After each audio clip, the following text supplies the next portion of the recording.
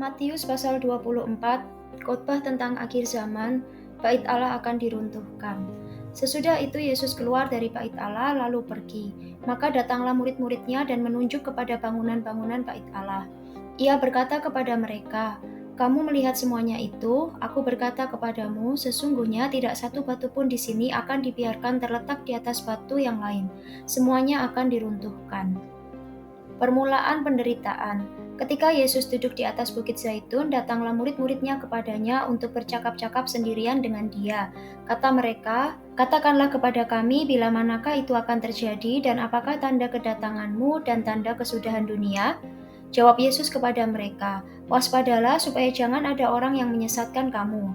Sebab banyak orang akan datang dengan memakai namaku dan berkata, 'Akulah Mesias,' dan mereka akan menyesatkan banyak orang.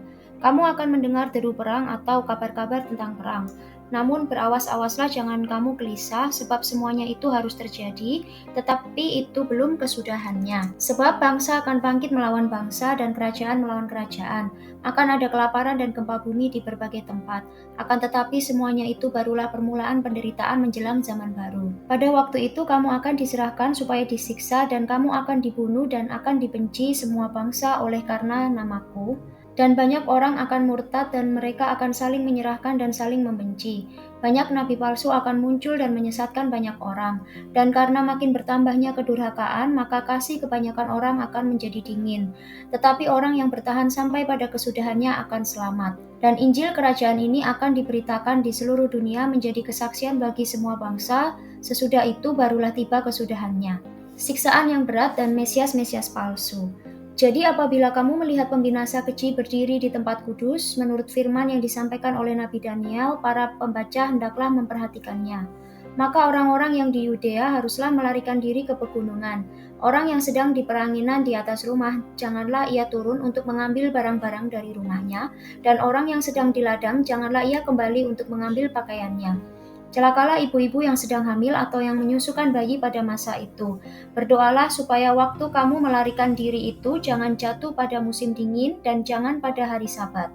Sebab pada masa itu akan terjadi siksaan yang dahsyat seperti yang belum pernah terjadi sejak awal dunia sampai sekarang dan yang tidak akan terjadi lagi. Dan sekiranya waktunya tidak dipersingkat, maka dari segala yang hidup tidak akan ada yang selamat. Akan tetapi oleh karena orang-orang pilihan, waktu itu akan dipersingkat. Pada waktu itu jika orang berkata kepada kamu, "Lihat, Mesias ada di sini," atau "Mesias ada di sana," jangan kamu percaya. Sebab Mesias-Mesias palsu dan nabi-nabi palsu akan muncul dan mereka akan mengadakan tanda-tanda yang dahsyat dan mujizat-mujizat, sehingga sekiranya mungkin mereka menyesatkan orang-orang pilihan juga. Camkanlah, aku sudah mengatakannya terlebih dahulu kepadamu. Jadi apabila orang berkata kepadamu, "Lihat, ia ada di padang gurun," janganlah kamu pergi ke situ. Atau, "Lihat, ia ada di dalam bilik," janganlah kamu percaya. Sebab sama seperti kilat memancar dari sebelah timur dan melontarkan cahayanya sampai ke barat, demikian pula lah kelak kedatangan Anak Manusia. Di mana ada bangkai, di situ burung nasar berkerumun. Kedatangan Anak Manusia, perumpamaan tentang pohon ara. Segera sesudah siksaan pada masa itu, matahari akan menjadi gelap dan bulan tidak bercahaya dan bintang-bintang akan berjatuhan dari langit dan kuasa-kuasa langit akan goncang. Pada waktu itu akan tampak tanda Anak Manusia di langit dan semua bangsa di bumi akan meratap dan mereka akan melihat Anak Manusia itu datang di atas awan-awan di langit dengan segala kekuasaan dan kemuliaannya. Dan ia akan menyuruh keluar malaikat-malaikatnya dengan meniup sangkakala yang dahsyat bunyinya dan mereka akan mengumpulkan orang-orang pilihannya dari keempat penjuru bumi, dari ujung langit yang satu ke ujung langit yang lain. Tariklah pelajaran dari perumpamaan tentang pohon ara. Apabila ranting-rantingnya melembut dan mulai bertunas, kamu tahu bahwa musim panas sudah dekat.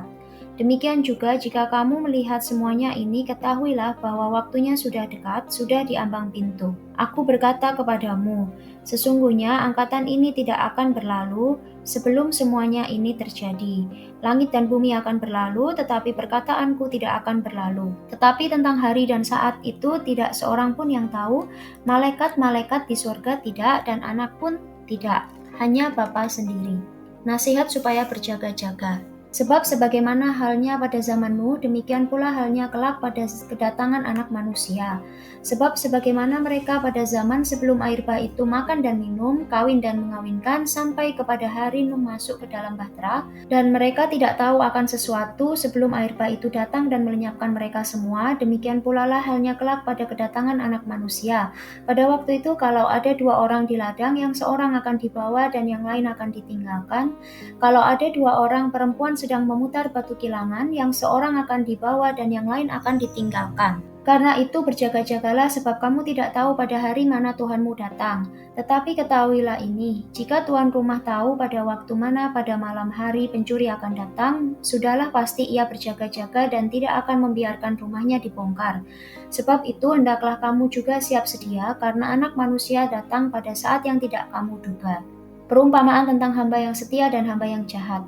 Siapakah hamba yang setia dan bijaksana yang diangkat oleh tuannya atas orang-orangnya untuk memberikan mereka makanan pada waktunya? Berbahagialah hamba yang didapati tuannya melakukan tugasnya itu ketika tuannya itu datang. Aku berkata kepadamu, sesungguhnya tuannya itu akan mengangkat dia menjadi pengawas segala miliknya.